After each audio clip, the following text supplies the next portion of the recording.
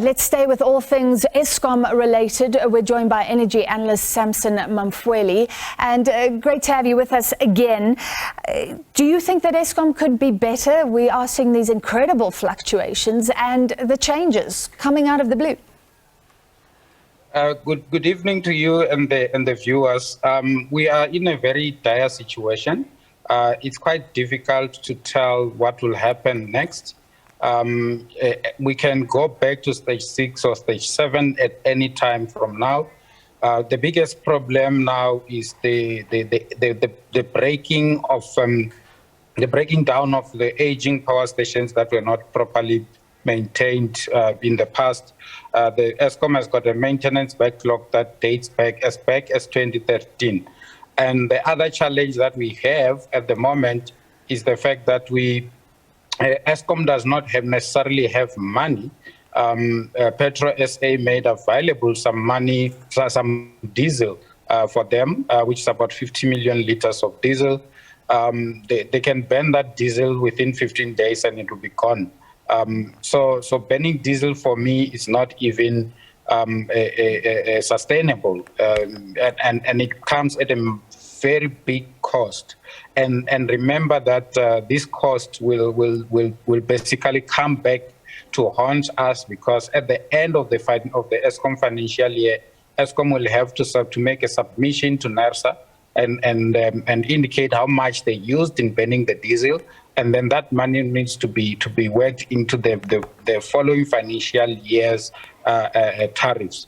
So it's quite a difficult one, but my view is that National Treasury should make available money as urgently as possible, so that Eskom can do proper maintenance of the power stations, especially the old power stations, and bring them back to the energy availability factor of 70%, 75% and above. Unless that happens, we will still sit in the dark for quite some time.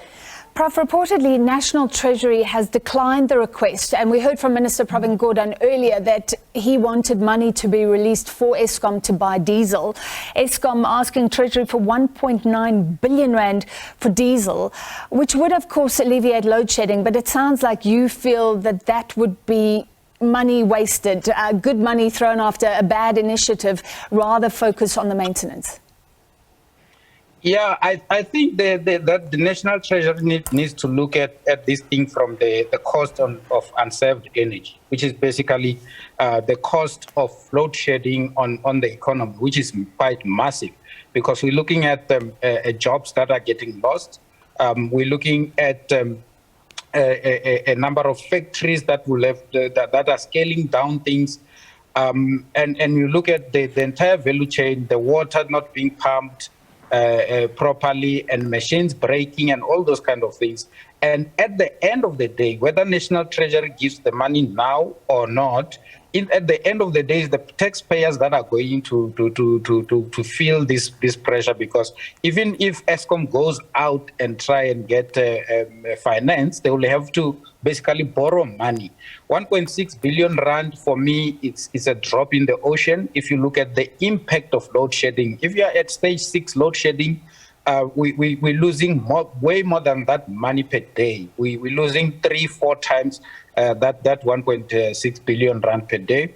In my view, National Treasury should give Eskom between 10 and 15 billion rands, and allow Eskom to do proper maintenance of the various power stations using the original equipment manufacturers, who are basically the manufacturers of these equipments that are breaking down.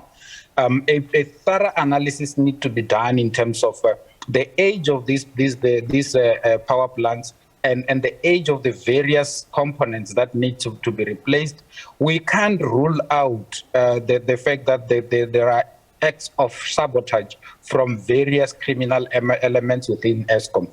While we're fighting these other challenges in terms of the technical aspects, I think there's a dire need for the state to deploy security agencies or security systems in all these power stations, so that we don't fight two problems: technical aspects versus corruption aspects.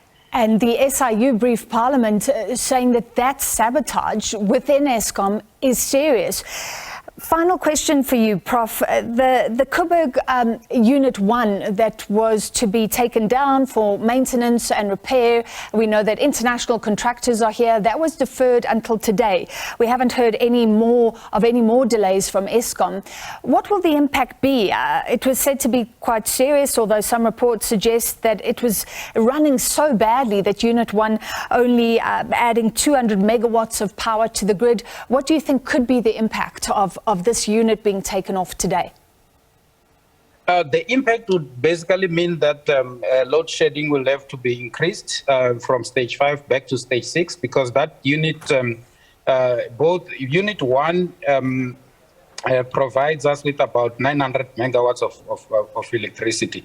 And that is enough to avoid one stage of load shedding. So if it's taken down now, it's going to affect the security of supply going forward. However, Eskom does not have an option, because they need to renew that unit. They need to do refueling and ensure that everything is proper for them to get license from NERSA to continue operating, to extend the life of the power station. So they're sitting in a very difficult position where they need to choose between closing it down and risking putting the country at a higher stage of load shedding, or continue to run it as things stand. And like you rightly said, parts of it is already not working properly. All right, so it doesn't look like things are going to get better anytime soon, certainly not before Christmas, and that's a bit of a risk, but like you said, it had to be done. Thank you very much, Professor Sampson Mamphweli, Energy Analyst for us.